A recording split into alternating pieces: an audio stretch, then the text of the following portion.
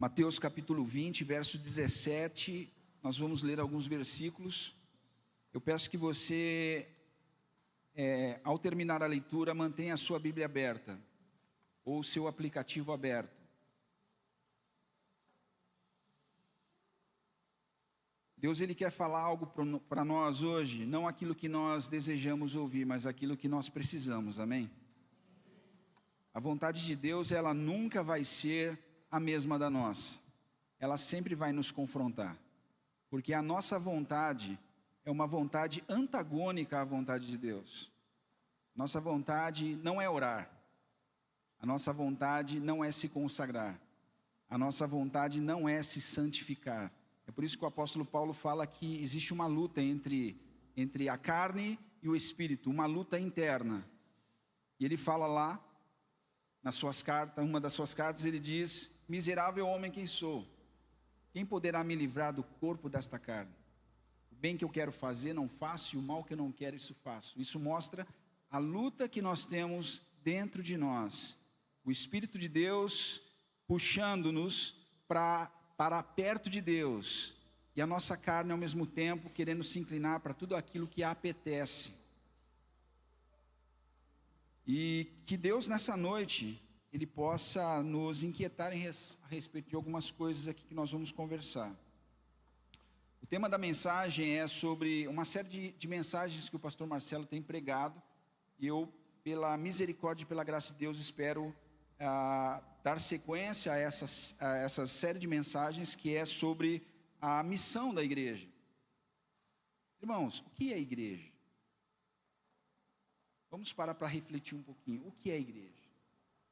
Igreja é o templo? Ou igreja são as pessoas que estão no templo? A palavra de Deus, ela sempre fala que a igreja é o corpo de Cristo, um corpo que se move, um corpo que é um organismo vivo. Como que as pessoas vão conhecer Jesus? A gente tem o costume de dizer: olha para Jesus. Irmão, não olha para mim não, que eu sou falho, olha para Jesus. De fato, olhe para Jesus. Mas os representantes de Jesus sobre a terra é a igreja. As pessoas só vão enxergar Jesus através da igreja. As pessoas, elas não vão conseguir enxergar esse Jesus subjetivo, o Jesus que está no céu. As pessoas vão conhecer Jesus através da objetividade da igreja que atua e que se move no dia a dia, na vida cotidiana, nos nichos mais diversos da sociedade. É ali que as pessoas vão enxergar Jesus, ou seja, através de você e de mim. E esse organismo vivo tem uma missão. E o que é missão? Missão é o objetivo final de todas as coisas. É o porquê você veio, é o porquê você existe. Existe um porquê que Deus chamou você das trevas para a maravilhosa luz. Existe um porquê. O porquê é que essa igreja, essas pessoas que foram chamadas por Jesus, que foram lavadas e remidas pelo seu sangue, que encontraram, não pelos seus méritos, mas pelos méritos de Cristo, salvação e redenção eterna. Perdão permanente dos seus pecados. Existe um motivo para o qual Deus chamou você.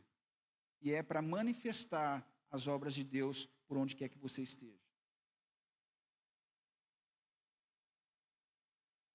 Eu tenho estado incomodado em alguns momentos da minha vida com relação à questão da bolha que nós vivemos dentro da igreja. Bolha religiosa. A igreja, ela não foi chamada para estar ensimesmada em si mesma. A palavra igreja vem de eclésia, que significa aqueles que foram chamados para serem lançados. Igreja é aqueles que foram chamados para ir para fora. É interessante porque às vezes a gente acaba se desviando de uma forma tão abrupta do querer de Deus e do propósito inicial de Jesus. Quando os discípulos, lá em Atos 2, foram cheios do Espírito Santo, a primeira coisa que aconteceu foi que eles saíram para fora e começaram a anunciar o Evangelho. E aí, a gente pode colocar um pontinho de interrogação aí, Por que nós estamos tão ensimesmados na nossa vã religiosidade? Talvez porque falta sermos cheios do Espírito Santo. Porque a hora que nós formos cheios do Espírito Santo, nós vamos sair para fora. Nós vamos anunciar para o nosso vizinho, para a nossa vizinha, para o açougueiro, para o padeiro, na fila do pão, na fila do supermercado, no ônibus, no Uber, no trabalho, na faculdade. Até os confins da terra nós iremos anunciar as grandezas daquele que nos chamou das trevas para a sua maravilhosa luz. E nessa noite a gente vai falar um pouquinho sobre a igreja que serve. Gostaria de ler com você, vamos lá. Capítulo 20, verso 17. Estando Jesus, Mateus, 20, 17. Talvez ele esteja colocando a projeção aí. A minha tradução é a Almeida Revista e Atualizada. Mas leia aí na sua Bíblia mesmo, na sua versão, que no final das contas vai dar tudo certo. Estando Jesus para subir a Jerusalém, chamou à parte os 12 e em caminho lhes disse: eis que subimos para Jerusalém, e o Filho do Homem será entregue aos principais sacerdotes e aos escribas. Eles o condenarão à morte. Jesus falando com os discípulos. E o entregarão aos gentios para ser escarnecido, açoitado, crucificado, mas ao terceiro dia ressuscitará. Então se chegou a ele uma mulher de Zebedeu, com seus filhos, e adorando-o pediu-lhe um favor.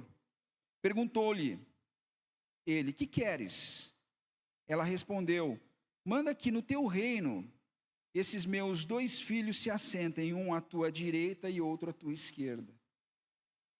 Mas Jesus respondeu: não sabeis o que pedis, pois vós podeis beber o cálice que eu estou a beber? Responderam-lhe: podemos. Então lhes disse: bebereis o meu cálice, mas o assentar-se à minha direita e à minha esquerda não me compete concedê-lo. É, porém, para aqueles a quem está preparado por meu Pai. Ora, ouvindo isso, os 10 indignaram-se contra os 2, que é o Tiago e o João. Então Jesus, chamando-os, disse: sabeis que os governadores dos povos os dominam e que os maiorais exercem autoridade sobre eles. Não é assim entre vós. Pelo contrário, quem quiser tornar-se grande entre vós, será esse o que vos sirva. E quem quiser ser o primeiro entre vós, será vosso servo. Tal como o Filho do Homem, que não veio para ser servido, mas para servir e dar a sua vida em resgate de muitos. O versículo 28, que Jesus ele veio para dar a sua vida em resgate de muitos, é uma resposta que Jesus dá do embate que começa lá no capítulo 18 de Mateus. No capítulo 18, 19 e 20 existe um tema central. Jesus ele ensina várias coisas, ele fala sobre diversas coisas, mas existe uma questão central que Jesus está sempre respondendo de uma maneira diferente a mesma coisa para os seus discípulos. E a pergunta é: quem é o maior? A gente vive hoje num mundo de superlativos. Nós vivemos num mundo onde existem os recordes a serem batidos. Todo mundo quer saber qual é o melhor, quem é o mais rico, quem é o mais forte, quem é o mais bonito, quem é o mais rápido, quem é o mais alto, quem é o mais talentoso, quem é o maior, quem é o melhor. Existe até um livro chamado Guinness, que ali são o livro dos recordes. É o livro dos maiores, os maiores dos maiores dos maiores. The best of the best. Nós vivemos hoje num mundo de superlativos, onde as pessoas querem ser as maiores. As pessoas querem ser as melhores. As pessoas querem ter uma auto-performance, porque, do contrário, se você não performar, você não serve. O que contradiz radicalmente ao Evangelho, porque nós não fomos chamados porque performamos. Nós fomos chamados simplesmente porque Ele nos amou. Você não foi chamado porque você fez por merecer, porque você cumpriu a cartilha. Você foi chamado porque Ele teve misericórdia de ti.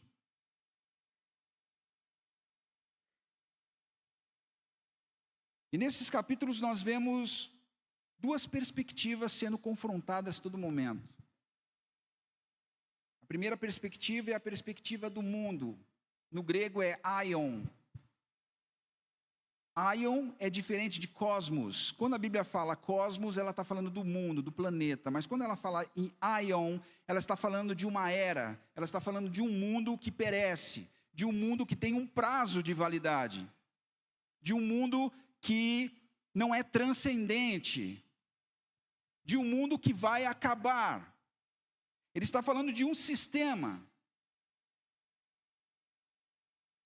E existe uma outra perspectiva, que é a perspectiva basileia, que significa reino dos céus. Então existe Aion e Basileia, o reino dos homens e o reino de Deus. O reino dos homens é completamente antagônico ao reino de Deus. É interessante porque a gente vê isso acontecendo a todo momento.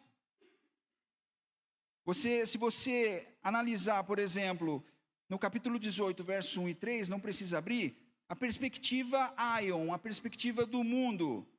Naquela hora aproximaram-se de Jesus os discípulos, perguntando: quem é porventura o maior no reino de Deus? Essa é a perspectiva do mundo. Quem é o maior? Nós queremos saber quem é o melhor.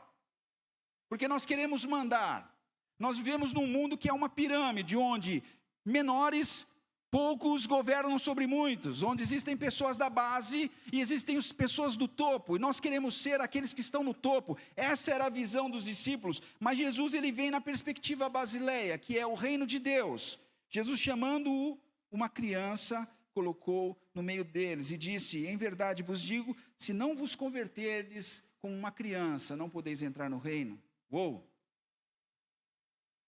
Os discípulos estão com uma mentalidade do mundo. Quem é o maior? Jesus ele diz: o reino de Deus é como uma criança. Depois no capítulo 19 a gente vê a história do jovem rico. É uma das histórias mais conhecidas da Bíblia. O jovem rico, ele era rico, e esse jovem ele vai até Jesus e ele fala: bom mestre. E Jesus ele fala para aquele homem: não me chame, por que me chamas bom? Só há um bom, que é Deus. E a pergunta deste homem é: o que farei para herdar a vida eterna? Jesus ele vai comendo pelas beiradas. Jesus ele fala: você precisa guardar os mandamentos. Isso está no capítulo 19, verso 17 a 22. E este homem ele fala: quais mandamentos? Jesus fala: não matarás, não roubarás, não darás falso testemunho, honra teu pai e tua mãe, não adulterarás. Aí aquele homem olha para Jesus e fala: mas tudo isso eu tenho guardado, o que me falta mais? Aí Jesus diz: se você quer ser perfeito, uma coisa ainda te falta. Vai, vende tudo que você tem, dá aos pobres, você terá um lugar no reino dos céus, e me siga. Diz a palavra de Deus que aquele homem, aquele jovem, porque tinha muitos recursos, ele voltou triste para casa. Você vê aqui duas perspectivas completamente diferentes. A perspectiva do mundo aqui no Mateus 19 é a perspectiva de um homem rico e legalista. O que é legalismo? Legalismo é tudo aquilo que nós fazemos, que nós achamos que agrada a Deus, mas na verdade não agrada a Deus. Só nutre uma religiosidade que para nada serve. É os costumes que nós achamos que agrada a Deus. É as nossas vestimentas que nós achamos que agrada a Deus. É a nossa forma de falar que nós achamos que agrada a Deus. É o evangeliquez que nós decoramos. É o dialeto evangélico que nós achamos que agrada a Deus. São todos os rituais religiosos que nós achamos que agrada a Deus, mas para Deus isso nada serve, nada mais serve do que um farisaísmo, nada mais é do que isso. É interessante porque Jesus ele foi crucificado justamente pelos religiosos. Eu fico pensando, se Jesus estivesse aqui, de que lado eu estaria? Estaria do lado dos discípulos ou do lado dos religiosos? De qual lado você estaria?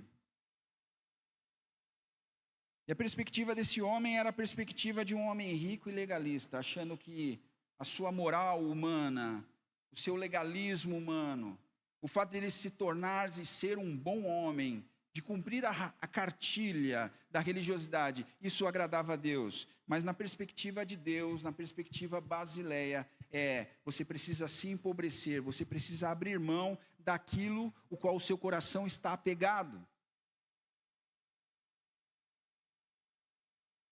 Nós precisamos abrir o nosso coração e desapegar de tudo aquilo que o nosso coração está apegado, para estar enraizado somente em Jesus, irmãos. Depois vem os discípulos. Mateus capítulo 19. A gente está falando sobre essas perspectivas que se chocam. Perspectiva dos discípulos no começo, né? Quem é o maior? Jesus fala, você tem que ser como uma criança. Perspectiva do jovem rico, o que farei para herdar a vida eterna? Sou legalista, sou bom, tenho feito tudo certinho, mas Jesus fala, você tem que se empobrecer, porque o teu coração está apegado nas coisas que não deveria estar, o teu coração está arraigado em coisas que não é de Basileia, e sim de Aion, não de Basileia, Aion. O teu coração está enraizado em coisas que ele não deveria estar, então você precisa se desapegar. Você precisa abrir mão. E nesse sentido eu preciso exortar os irmãos com todo o amor, no sentido de que você precisa analisar aonde o seu coração está apegado. Porque o nosso coração pode estar apegado em tantas coisas que não é Deus, e essas coisas que não são Deus podem se tornar ídolos no nosso coração. João Calvino diz que o coração do homem é como uma fábrica de ídolos. Nós idolatramos tantas coisas, irmãos. Idolatramos o nosso carro, idolatramos a nossa casa, idolatramos a nossa profissão, idolatramos a nossa formação acadêmica, idolatramos o nosso esposo, a nossa esposa, os nossos filhos, idolatramos o nosso estilo de vida. Passamos por cima de quem for, mas não abrimos mão do nosso estilo.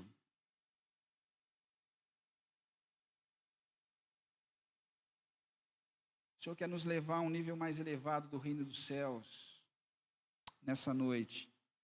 E os discípulos, no capítulo 19, ele vem com essa perspectiva de novo, Aion, a perspectiva do mundo. Então lhes falou Pedro, eis que tudo deixamos e te seguimos, que será, pois, de nós? Pedro está ouvindo a conversa do jovem rico. Aí depois, na sequência, o jovem rico não quis abrir mão. Pedro fala assim, eu abri mão de tudo. E aí, o que a gente vai ganhar? Olha a ideia do fazer para ganhar.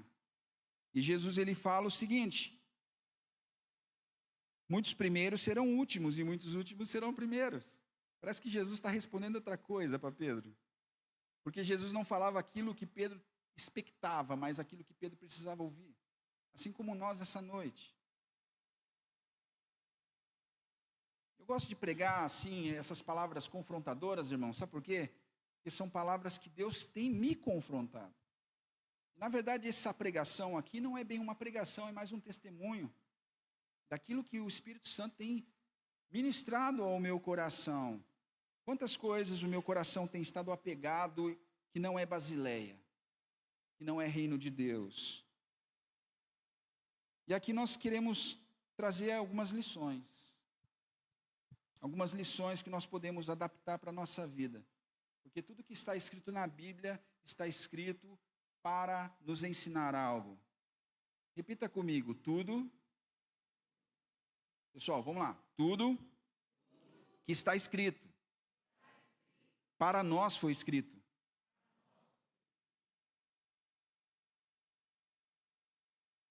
Então Deus quer nos ensinar elementos e Deus quer nos ensinar coisas espirituais aqui. E a gente vai se ater no capítulo 20 para trazer esses ensinamentos que nós precisamos aprender. Primeiro ensinamento, primeira lição é: intimidade com Cristo vem antes de tudo. Repete, intimidade com Cristo vem antes. Vou até tomar um golinho de água agora.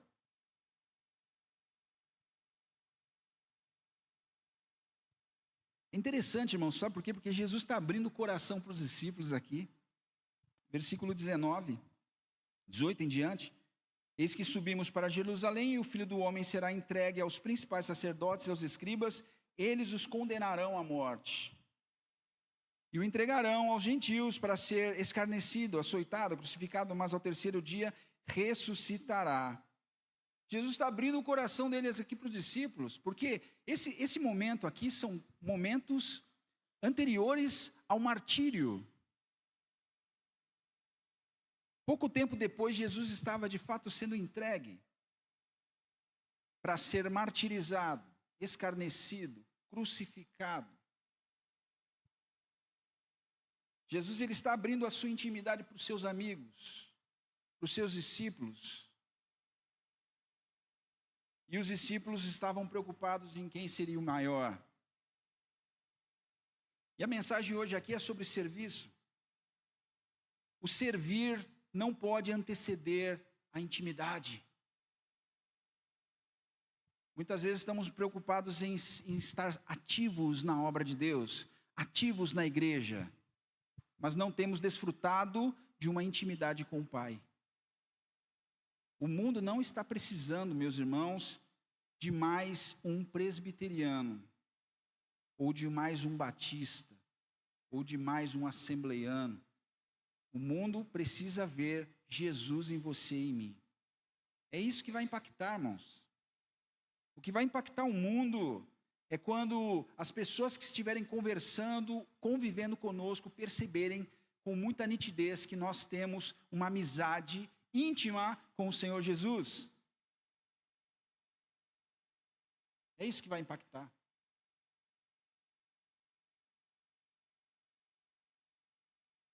Nós precisamos desfrutar de uma intimidade que está à nossa disposição. É como se nós tivéssemos uma mesa farta e nos contentássemos em comer migalhas. Eu tenho um amigo pastor, falecido já, e esse pastor ele pegou um avião, foi viajar para um lugar e a passagem dele foi paga. Ele estava no avião. Aí ele foi no classe A do avião. Aí começaram a servir uns carapés, e servia água, servia champanhe para quem queria. E ele ficou com medo de aceitar, porque falou, eu vou ter que pagar tudo isso aí. Não. Foi a viagem inteira vendo o pessoal comer e não comeu nada. No final da viagem que ele percebeu que tudo que estava sendo oferecido e ele negou, estava tudo pago. E ele não desfrutou de nada. Ele não desfrutou de nada porque ele não tinha o conhecimento necessário de saber que tudo estava já pago. E muitas vezes nós temos uma mesa diante de nós, uma mesa de Deus, onde nós podemos desfrutar, nos assentar na mesa e desfrutar de intimidade com o Senhor, e nós estamos, muitas vezes, querendo saber quem é o melhor. Quem trabalha mais? Irmãos, Deus não precisa de mão de obra. Deus criou o mundo, o universo, os organismos, os macro-organismos, micro-organismos, coisas visíveis e invisíveis. Deus criou céus e terra, Ele criou tudo sozinho. Deus não precisa de mão de obra, mas Deus anseia em ter intimidade conosco.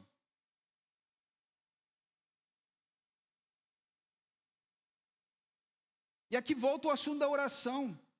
Porque como você vai ter intimidade com alguém sem o diálogo, sem a conversa? Você só consegue conhecer e se relacionar com alguém e posteriormente ter intimidade com esse alguém através da conversa. E a conversa do crente para com Deus se chama oração. Nós precisamos ser despertados em nome de Jesus quanto à oração. Porque nós precisamos, através da oração, ter intimidade com o Pai. E é interessante essa questão da verticalidade com a horizontalidade. A nossa relação com o Pai Celestial vai refletir na nossa relação com as pessoas. A nossa verticalidade vai determinar a nossa horizontalidade.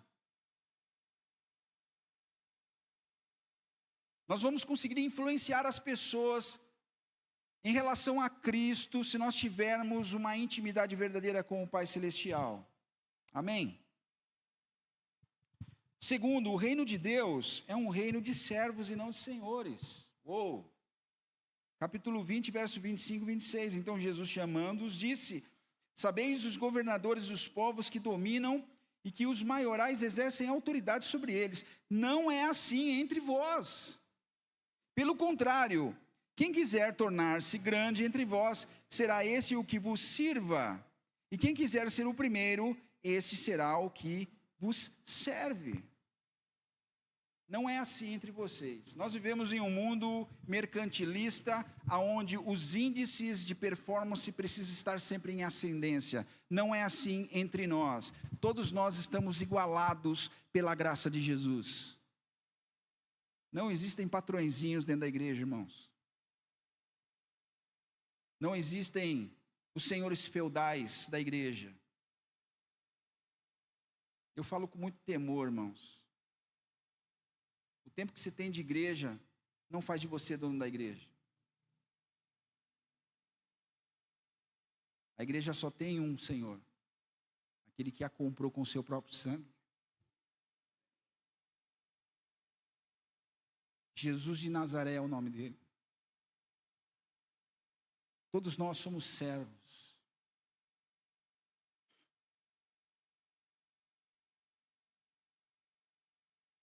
Todos nós somos servos de Deus e uns dos outros. Se a gente entender isso, irmãos, vai acabar a rivalidade entre nós. Vai acabar partidinhos, grupo A, grupo B, grupo C. Vai acabar isso, sabe por quê? Porque vai reinar o amor. Só serve quem ama. O servir é um indício poderoso de maturidade. Só os maduros entendem que precisa servir e se dispõem para isso. E é interessante essa questão. Deixa eu dar uma olhada no relógio aqui. Eu fico empolgado. Que no versículo 28 fala assim, esse que fala sobre servir, né? Capítulo 28 fala assim: não será assim entre vós, pelo contrário, quem quiser tornar-se grande entre vós, será esse o que vos serve. Esse serve aqui, no grego, é diácono. No versículo 27 fala assim: quem quiser ser o primeiro entre vós, será o vosso servo. Esse servo aqui é diferente do primeiro. O primeiro servo, do capítulo 28, do capítulo 26, é o servo diácono. O segundo servo é doulos. Diácono é aquele que serve de forma espontânea, ou recebendo, ou espontaneamente sem receber, mas ele serve se ele quer, do jeito que ele quer, da forma que ele quer. Trabalhador, o diácono trabalhador, ele trabalha se ele quer. Amanhã eu vou trabalhar lá na sua lavoura. E depois de amanhã? Depois de amanhã eu não vou porque eu não estou com vontade, ou eu já tenho compromisso. Ele é dono do seu próprio nariz. O diácono, ele serve porque ele quer. E se ele quer. Agora, doulos é escravo. O escravo não tem vontade. É por isso que ele fala aqui, se você quer ser o primeiro, se você quer ser grande, você é diácono. Mas se você quiser ser o primeiro, seja escravo. O escravo não tem vontade. O escravo, ele está à mercê da vontade do seu senhor. E é interessante porque o apóstolo Paulo, no início das suas cartas, ele diz: Paulo, servo de Jesus Cristo. Paulo, doulos. Paulo, escravo de Jesus Cristo. Ele quer dizer o seguinte: Paulo morreu, Cristo vive. A vontade do Paulo não existe mais, é a vontade de Cristo. A vontade do Paulo e os caminhos do Paulo estão à mercê, submetidos à vontade daquele que é o meu Senhor. Da mesma maneira nós, irmãos, não que diaconia seja uma coisa ruim. Diaconia, nós temos os diáconos da nossa igreja, servem ao Senhor. Louvado seja Deus.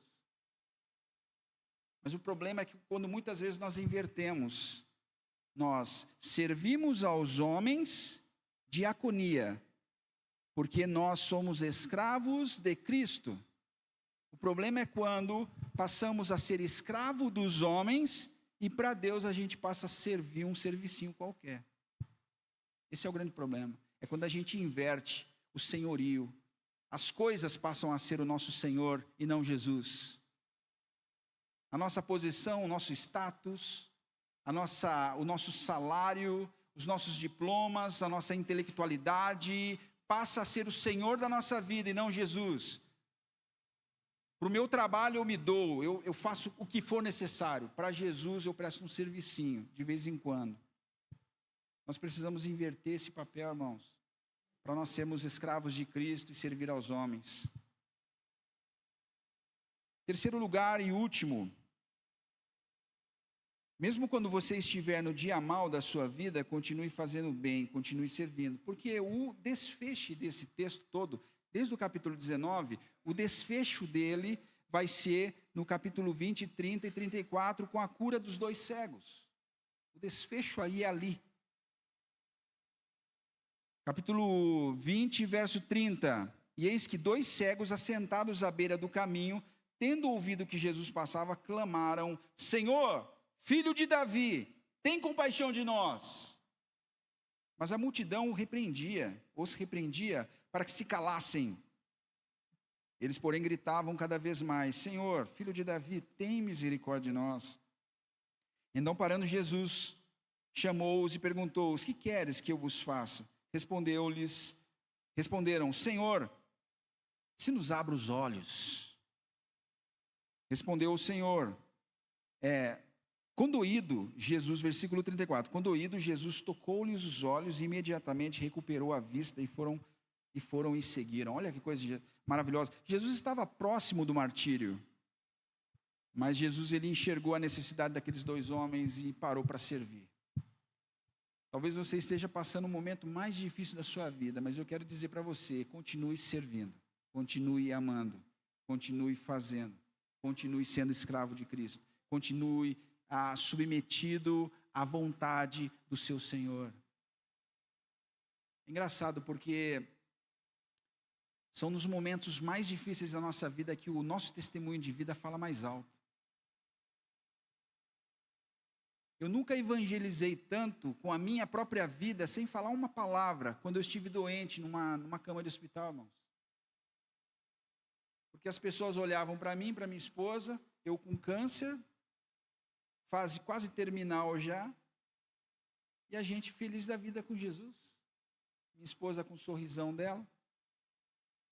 Eu pronto para partir já. Falei, estou preparado, Senhor, me recebe. Mas isso fala muito ao coração das pessoas. Quando você está sofrendo, quando você está passando situações adversas, e ainda assim você continua servindo ao seu Senhor. Isso impacta o mundo, porque isso é antagônico, isso choca, isso vai contra as leis da natureza moral deste mundo. É por isso que seguir a Jesus é algo tão fantástico e tão maravilhoso. É por isso que Jesus ele transforma o coração dos homens através dos homens. Porque mesmo diante do sofrimento e dos desertos da vida, o povo de Deus continua marchando militante e servindo. Algumas aplicações para a nossa vida. Primeiro, queira ter intimidade com o Senhor antes de querer servi-lo. Dedique-se à oração e à meditação das Escrituras. Antes de servir. A intimidade legitimiza o servir. Segundo, chefiar não é liderar. Sirva liderando, lidere servindo. Terceiro, lembre-se, as maiores manifestações de Deus se dão nos desertos da vida. É neste momento que o seu trabalho e testemunho se tornam ainda mais poderosos. Gostaria de chamar o Ministério de Louvor aqui. Vamos cantar uma canção.